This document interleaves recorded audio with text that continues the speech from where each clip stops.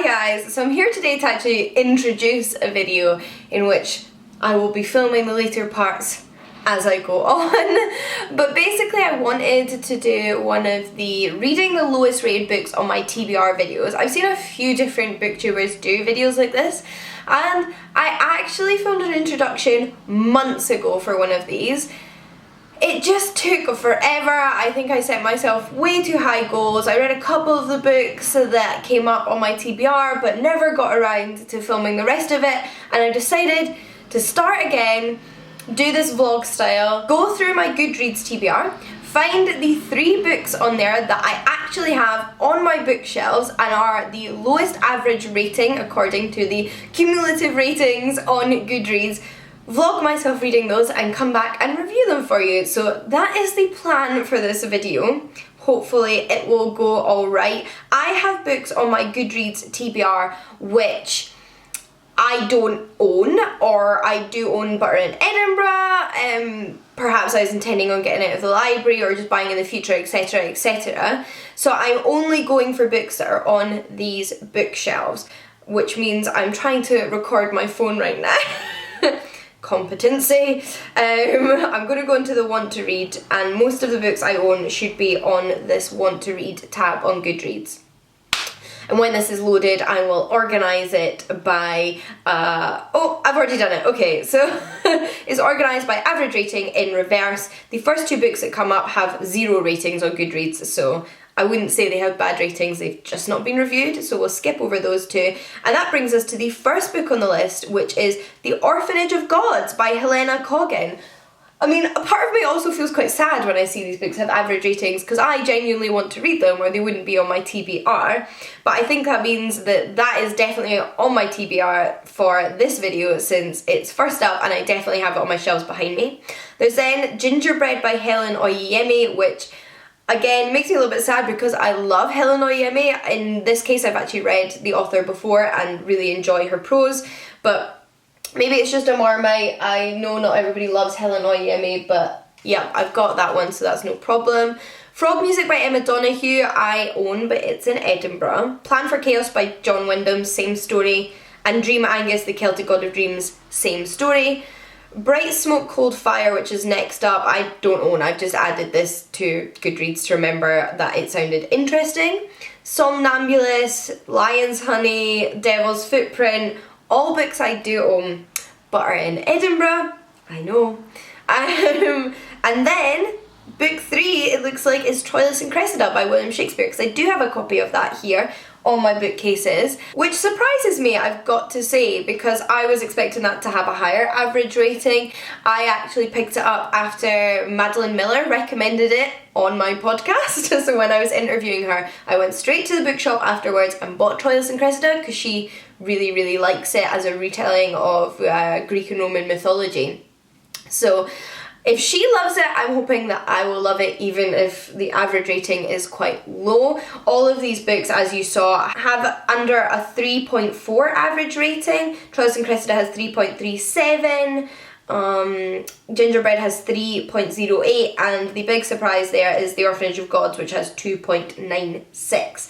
They all have very different numbers of people having read them though. So The Orphanage of God only has 157 ratings, Gingerbread has 5,131, and Troilus and Cressida has 6,934. So it'll be interesting to see if that makes a difference, if the fact that more people have read it and it still had a lower rating means that perhaps it isn't as great as I'm hoping it will be. I will just be interested to see what my thoughts are on these 3 books as I'm reading them and once I've finished them, and then maybe I'll read some of the reviews and see what other people thought. But yeah, just to prove it to you, here are those 3 books. I'm going to put them on my bedside table to make sure I prioritise them. Gingerbread by Helen Ome, Troilus and Cressida by William Shakespeare, and The Orphanage of Gods by Helena Cogan. So yeah, see you in the next part.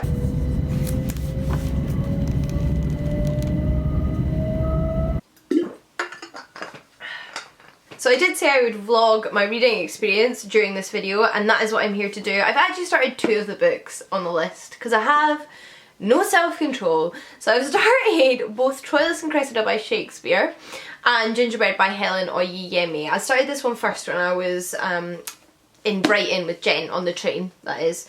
not just whilst we were hanging out together walking down the street. And then I ended up starting this one last night because I was just curious, and I think I'm probably going to finish this first because it is a play, which means it's probably going to be very quick to read, and for that reason I'm going to tell you about my thoughts on this one first. I haven't read a terrible amount so far. I've maybe read like 10-15 pages. It's a retelling of Greek mythology set during the Trojan War, following Troilus and Cressida, who live in Troy in the palace, and their love affair, or at least that's what I assume will come of this. There's certainly, Troilus is in love with Cressida. He makes that pretty clear from page 1. Cressida even just made a joke. I mean, I'm like, I haven't put a bookmark in this, I've just been remembering what page I'm on. I don't know why I did that. But what was it she said? So Cressida's manservant says to her, "They say he is a very man per se and stands alone." And Cressida replies, "So do all men unless they are drunk." I was like, yes, Cressida, sass, love it. And then Gingerbread by Helen Ome. So far I'm enjoying this one. I'm 35 pages into it. It's around 300, it's just under 300 pages, something like that. So we'll say I'm about 10% in. And not much has happened. I mean, we've hit a little bit of a plot point, which is interesting. What I will say about this book is that it has such a distinctive writing style. In fact, I'll say it's very stylistic in the writing. It's very Helen Ome, but also feels unique to this book compared to the other two I've read by her. Although something I love about Helen Ome is her prose. It's very rich, it's very complex, maybe overwritten for some people's tastes. It reminds me a little bit of Jeanette Winterson. It's a little bit magic realism, a little bit obscure and surreal. And already from reading this book, I can tell why some people might not like it. And that's not to say I'm right, they're wrong, or vice versa. It's just a taste thing. I don't think this kind of writing is ever going to be universally loved. You either like it or you don't. And if that's the reason that people are rating this book lower, then I would get it. It's just not for them. I, however, love this kind of writing style, and I think it suits the kind of magical realism genre really, really well. So I'm a big fan so far. However, that might not be why people dislike it. It'll be interesting to see if I enjoy the storyline. So I will be intrigued to see how it progresses. But so far, the writing, yeah, very distinctive. I love it. Can totally get if some people hate it, whatever. It's a Marmite kind of thing. It has made me curious, however, to read reviews and find out why people dislike these books, which is something I didn't do at the beginning of this video, but I think I'm going to do once I finish the books, because I don't want to spoil myself, but it will be interesting to compare at the end. So yeah, I will give you more of an update when I've read more of these books, hopefully significantly more, and started Orphanage of Gods. I found another cracking joke in Troilus and Cressida here, where it says, "Thou art as full of envy at his greatness as Cerberus is at Proserpina's beauty," which, yeah, I don't know, that made me laugh, because if you don't know, Cerberus is a three-headed dog in Greek mythology, and Proserpina is the Roman name for Persephone, and it just seems completely ridiculous to me, the idea that this dog would be jealous of the way that this, like, goddess slash human looking woman looked.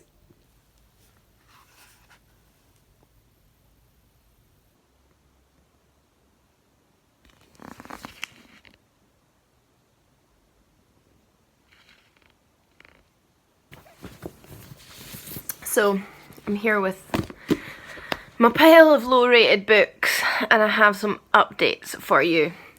To be honest, currently enjoying this one the most. Like, genuinely enjoying it, beautifully written, although there's not tons of plot, which may be one of the reasons people don't like it. Again, I'm going to read some reviews once I finish reading it, but I'm enjoying it. But it's also going to be the last one I finish slash put down. You all know why. Troilus and Cressida, almost finished, so I'm just going to save my thoughts for when I'm done with it. It's okay, you know, pros and cons. And then we come to the Orphanage of Gods. I'm DNFing this one. So yes, I have started them all at the same time, which is just me. Like, I read multiple books at once. They're all quite different books as well, so I don't really think it's a problem. But this book is not for me. And I think partly it is just not for me. It's not that it's a bad book, but it's not what I thought it was going into it. And it just structurally isn't what I look for in a book. So let me share more info on that. First of all, this is not set in a sort of historical or faux historical period, which is what I prefer for my fantasy. I prefer a fantasy world that doesn't have like cars and guns and all of that kind of modern technology, or at least if it does, it doesn't really interact with it. Like middle grade books like Harry Potter, you know, they sort of separate themselves from that world. It still feels very magical. Like, I'm just not huge on those kind of like books that do that. I don't really know how to explain it, or at least it's not what I thought it was. I thought this was going to be set in more of like a faux historical period, like a lot of fantasy books where there isn't any modern technology, and I prefer that, so I was excited about that. And when I started reading it and realised it wasn't like that, that was a bit disappointing. However, that was purely based on my assumption. The book doesn't say either way in the blurb which kind of magical setting it's going to be. So I completely assumed that it was going to be the kind of setting I want, and was then surprised when it wasn't. But that is not the book's fault, and because of that I wanted to keep reading it and see if it would still be for me regardless, because there's always, you know, exceptions to a rule, even I think with taste. But structurally it's just not really for me. It's really fast paced. You basically get flung in to the middle of the action, and the more I read, the less I felt like it was kind of giving me the background I wanted. It was taking too long to explain things, and the interactions between the characters felt reliant on me knowing what they'd been through, whereas it was a bit too vague. And I went on Goodreads to read a couple of reviews. I got to about page 100 and realised from reading those reviews that the book's actually split into 3 sections. So I think I'm so far away from starting perspective 2, but that also means I'm not going to be continuing with the same character the whole story, or at least her perspective, and therefore not really getting answers to that character development and sort of motivations that I'm looking for in the first half. Like, I feel like basically it's pretty clear to me that it's not going to turn into the kind of more slow-paced or world-building, information-heavy book that I want it to be. So for that reason, I'm just not going to keep reading it. Like, I'm not somebody who likes to persevere with books unless I have a really good reason for it, because it's not necessarily a fair reflection on the book, because if I've stopped enjoying it, why am I still reading it? I'm just going to think more negatively about it by the end. And I also saw on Goodreads there are some really positive reviews. Some people love it, so it's obviously the right book for some people. If you like that kind of technology, guns, cars meets magic, dark fantasy, really fast-paced like action fantasy as well, then it might be for you. Just do more research than I did. Basically, just do more research, because this book is not what I was expecting it to be.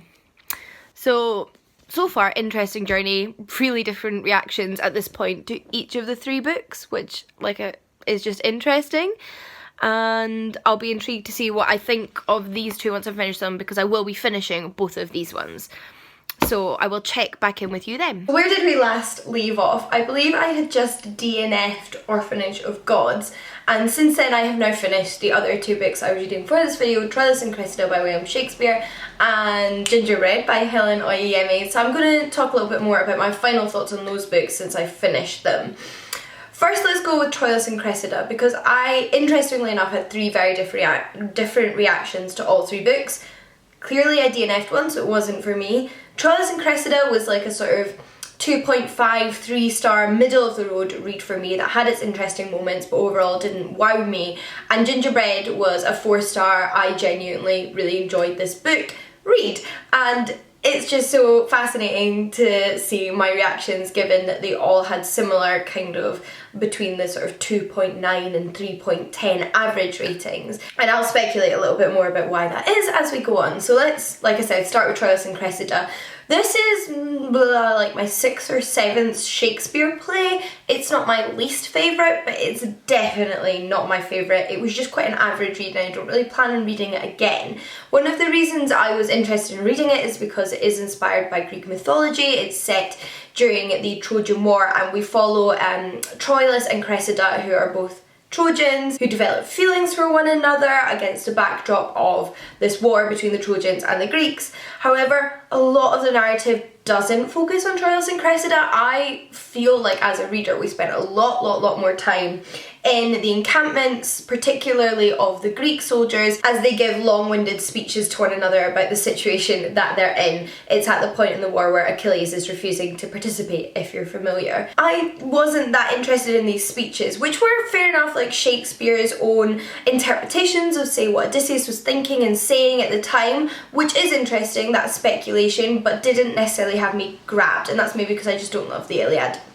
I don't know what it is. I wanted to be following Troilus and Cressida. I guess I wanted more of like a plot between Troilus and Cressida than I wanted a rehashing of the events of the Trojan War and the debates amongst the generals, which there's nothing wrong with, but it's not what I wanted from the play, if that makes sense. But that's a very specific preference. However, there were moments I really enjoyed in this. It's slightly odd in tone in that it feels like a mixture of tragedy and comedy. Like, it is a tragedy, but there's lots of jokes in it, which I highlighted some of to you, and I enjoyed the humour. Were the best scenes in my personal opinion. And I haven't read any reviews of this one, but I did look up on Wikipedia, and Wikipedia actually said that the play has received slightly mixed reviews because of the inconsistency in tone.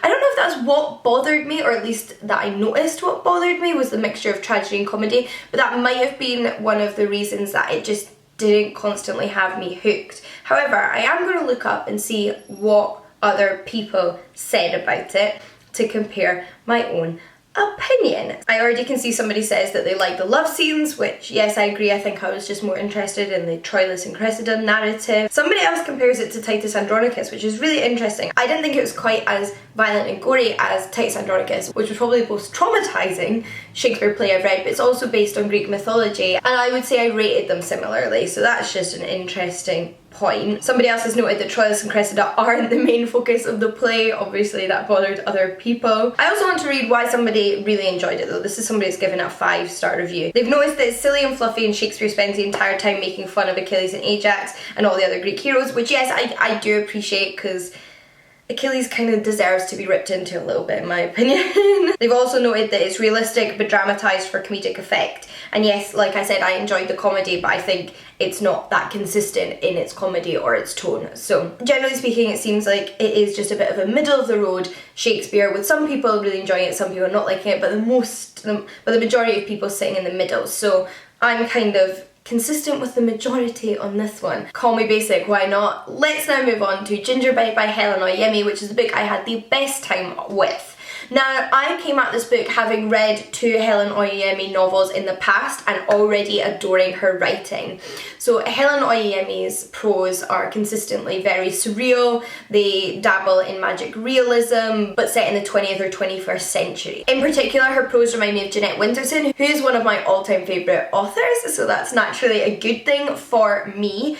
And I enjoyed this book. It's not super, like, fast-paced, plot-driven. We basically follow a single mother called Harriet and her daughter Perdita, and Harriet makes this famous gingerbread, the recipe being from her home country, which is a fictional country that Helen Ome created, and is also interesting in the context of the book because most people in the contemporary world in the book don't believe that this country exists because nobody knows how to get there, it's not on any maps, but Harriet is from there, Harriet's mother is from there, and they now live in London with their daughter and granddaughter Perdita, who has never been there but is fascinated by the history and would like to visit it. So she thinks if she eats some of her mother's gingerbread, which she's allergic to because she's celiac, she will travel back to this country, or at least that's how the book initially sets itself up. The main chunk of the narrative, I would say, is Harriet recalling her past and telling the story of growing up in this country and travelling to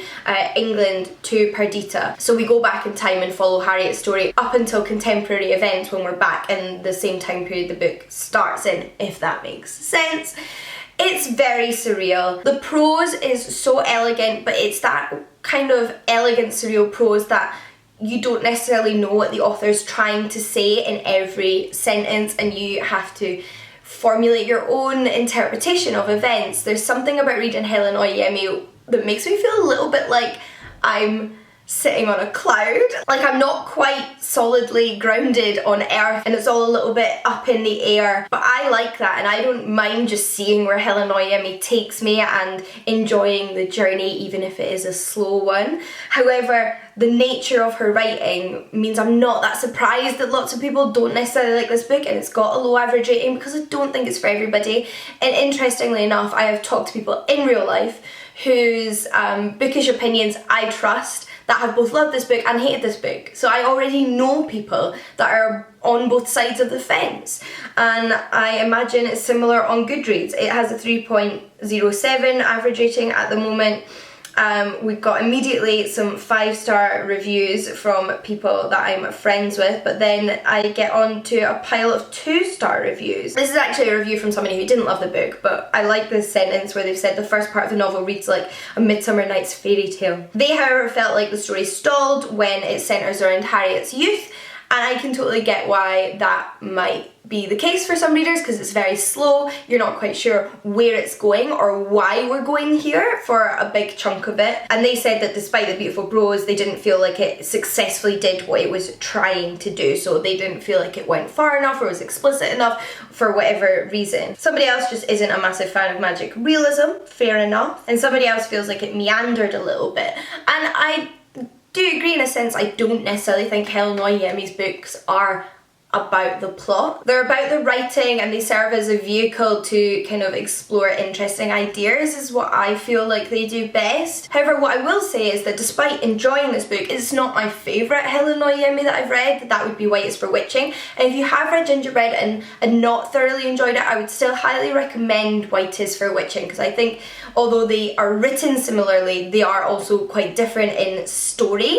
So that might be something that you would still enjoy, if that makes sense. But I think this video was very interesting for me because, like I said, I had very different reactions to each book. I think I kind of summarised everything I felt about The Orphanage of Gods when I DNF'd it at about the third quarter way point. I'm not quite sure where I ended up leaving it.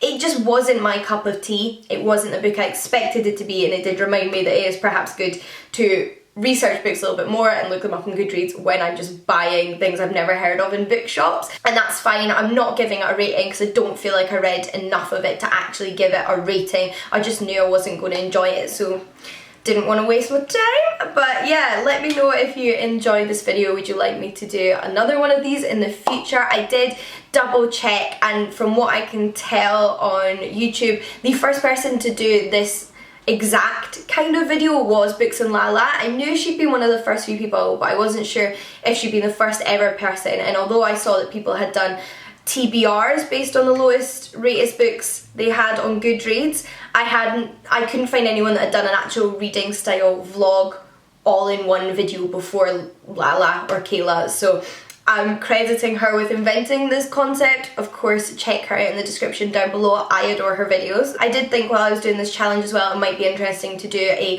lowest rated non-fiction books on my TBR, or even just reading the highest rated books on my TBR. So let me know, but until next time, happy reading, and I'll see you again soon. Bye guys.